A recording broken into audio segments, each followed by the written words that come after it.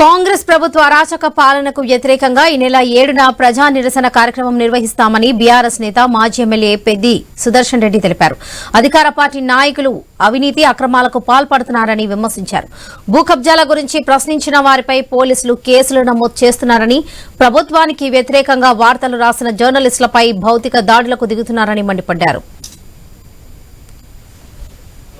Congress party ప్రభుత్వం ముసుగేసుకొని అరాచకమైనటువంటి ముఠా తయారై ప్రభుత్వం చేసే అరాచకాలను, అవినీతిని, ఇసుక దందాలను, దాంతో పాటు సంక్షేమ పథకాలు అనర్హులకు ఇచ్చేటువంటి నిర్ణయాలను వ్యతిరేకించి సోషల్ మీడియాలో పోస్టులు పెట్టినటువంటి వందలాది మంది సోషల్ మీడియా వారియర్స్ పైన తప్పుడు కేసులు పెట్టి జైల్లో పెట్టడం, అదేవిధంగా కాంగ్రెస్ పార్టీ అరాచకాలను ప్రశ్నించినటువంటి ప్రతి ఒక్కరు కూడా నిర్బంధానికి పోలీసులను అడ్డబెట్టి నిర్బంధానికి గురి చేయడం అనేది కోకలుగా జరుగుతా ఉన్నది. ఇటీవల కాలంలో వార్తలు ప్రభుత్వానికి వ్యతిరేకంగా కాంగ్రెస్ పార్టీ నాయకులు చేసే అరాచకాలు, అవినీతిని బయటపెట్టి వార్తలు రాసినటువంటి జర్నలిస్టుల పైన కూడా మరి విచక్షణరహితమైన దాడులు చేసి హత్యాయత్నాలు కూడా పాల్పడడం జరిగింది.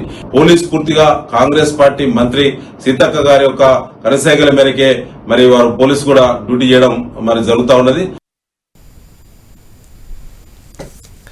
ప్రజా నిరసన కార్యక్రమం నిర్వహిస్తామని ప్రకటించిన వెంటనే ములుగు జిల్లా పరిధిలో సిటీ పోలీస్ యాక్ట్ అమలు చేస్తామని మంత్రి సీతక్క చెప్పడం సామాన్యులపైన ఎమర్జెన్సీగానే భావించాల్సి ఉంటుందని పెద్ది సుదర్శన్ రెడ్డి అన్నారు.